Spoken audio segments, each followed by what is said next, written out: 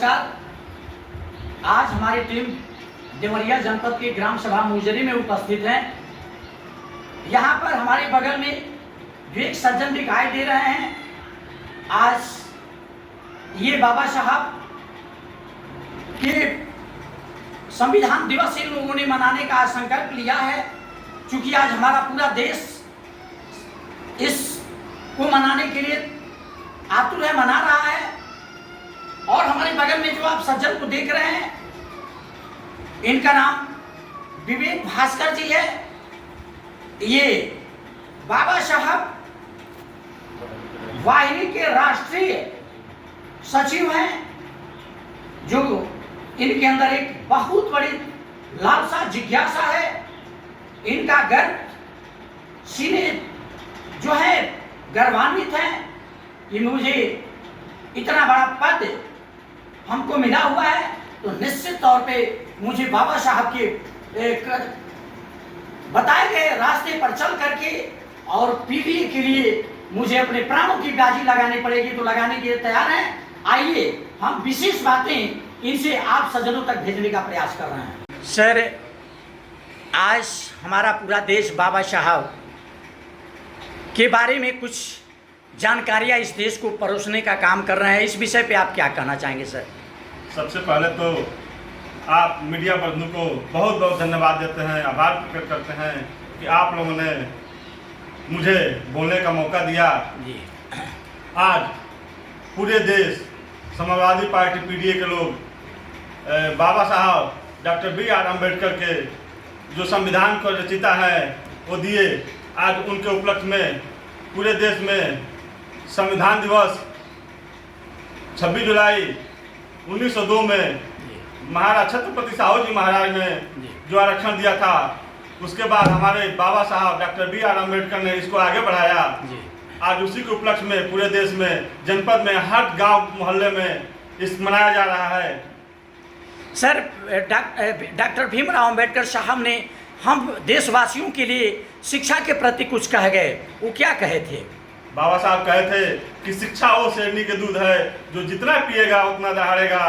बाबा साहब ने सबसे पहले शिक्षा पर जोर दिए, कहे शिक्षित बनो, संगठित बनो, तब तुम संघर्ष करो।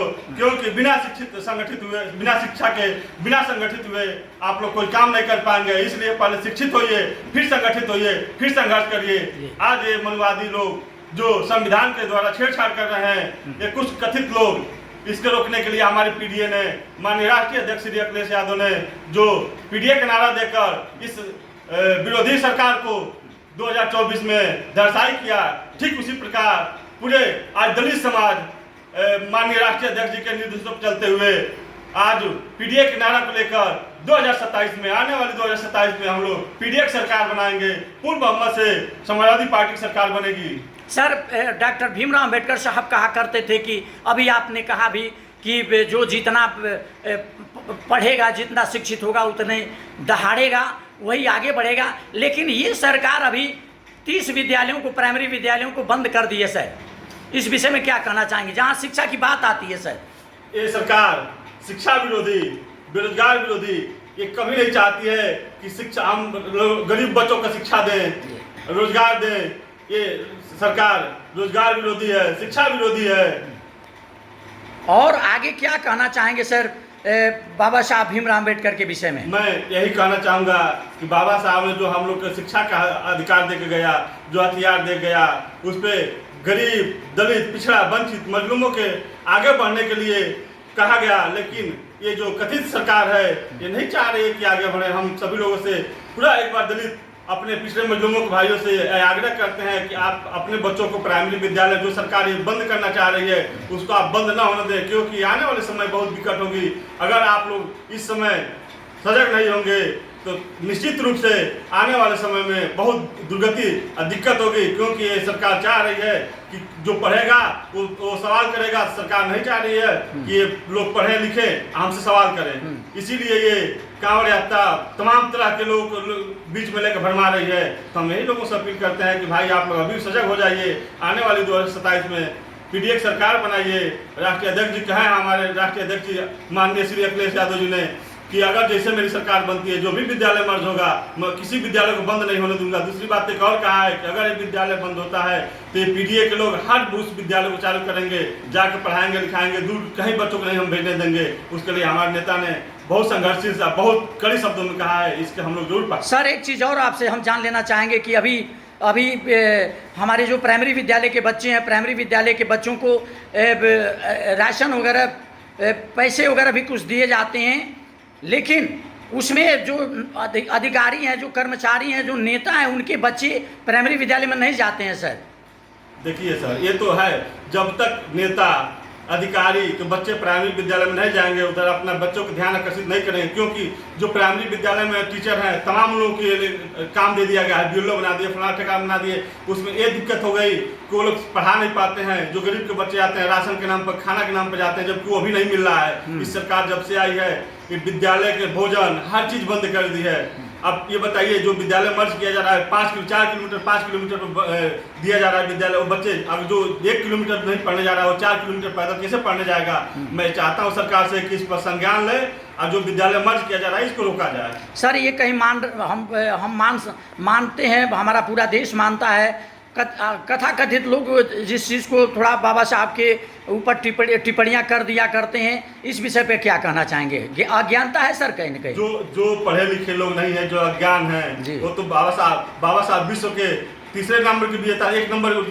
भारत में 1 नंबर थे, जो जितना बड़ा संविधान भारत को दे दिया उसमें सभी लोगों के, नहीं कि एक वर्ग को दिए, वो सभी लोगों को दिए, सभी लोगों के हित में रखते हुए संविधान को लिखा है। वो सबके देखिए महिला विरोधी सरकार महिलाओं के लिए आरक्षण दिए, महिलाओं के लिए बराबरी के बैठने का अधिकार दिया, हर चीज़ महिलाओं के लिए सबको लिए बराबर किया। लेकिन कुछ कथित जो पढ़े लिखे लोग नहीं हैं वही बाबा साहब पर उंगली उठाते हैं। तो मैं उन लोगों के लिए ज़्यादा कुछ नहीं करना चाहता हूँ, क्योंकि जो पढ़े लिखे नहीं हैं उन पर कुछ बोलना हमारा उचित नहीं है। सर आप समाजवादी पार्टी में राष्ट्रीय सचिव हैं सर जी। इसे को देखते हुए आपके सामने 2027 चुनाव करीब दिखाई दे रहा है, इस विषय पे क्या कहना चाहेंगे सर? देखिए सबसे पहले मैं राष्ट्रीय अध्यक्ष को पुनः एक बार बधाई देना चाहता हूँ, श्री अखिलेश यादव जी को, जिन्होंने मुझे मेरे राष्ट्रीय अध्यक्ष श्री मिठाई लाल भारती जी जिन्होंने मुझे राष्ट्रीय सचिव पद देकर मनोनीत किया, मैं उनका भी दिल से आभार व्यक्त करता हूं।